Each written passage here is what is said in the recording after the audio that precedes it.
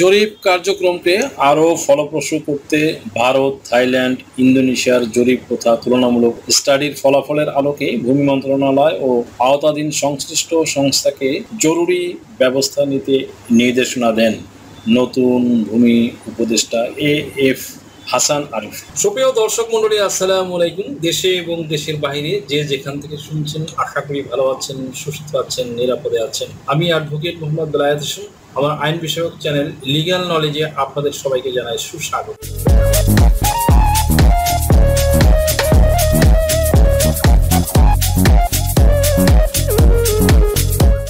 Viewers, legal নলেজের ধারাবাহিক আলোচনায় আজকে যে টপিকটি নিয়ে আলোচনা করব তা আপনাদের জন্য খুবই ইনফরমেটিভ হতে চলেছে। সো ভিডিওটি স্কিপ না করে সম্পূর্ণটি দেখার জন্য রিকোয়েস্ট করছি। আরও রিকোয়েস্ট করছি, চ্যানেলে যারা নতুন, চ্যানেলটি লাইক, শেয়ার, কমেন্টস এবং সাবস্ক্রাইব করে পাশে থাকা বেল আইকনটি প্রেস করে দিন, যাতে পরবর্তী ভিডিওর নোটিফিকেশনটি খুব সহজেই পেয়ে যান। ভূমি জরিপ কার্যক্রম দীর্ঘসূত্রিতার কারণে জনগণ প্রকৃত সুফল পাচ্ছেন না। উপদেষ্টা। ভূমি জরিপ কার্যক্রম দীর্ঘসূত্রিতার কারণে জনগণ প্রকৃত সুফল পাচ্ছে না বলে জানিয়েছেন স্থানীয় সরকার ও সমবায় এবং ভূমি উপদেষ্টা এ.এফ.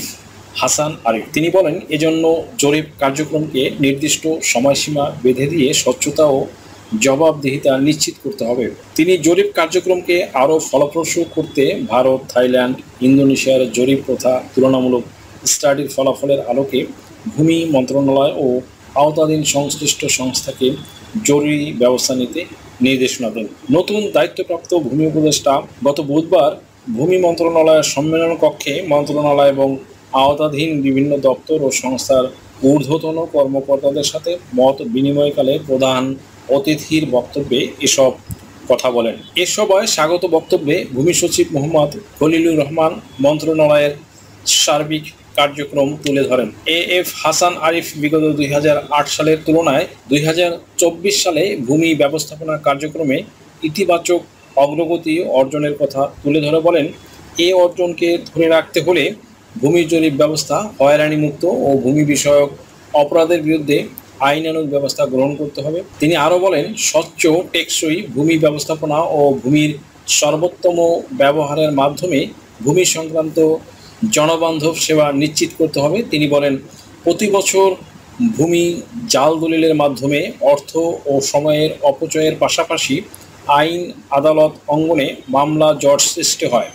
এই ব্যাপারে তিনি সুষ্ঠু ভূমি জোনিং ও কঠোর আইন প্রয়োগের উপর গুরুত্বারোপ করেন।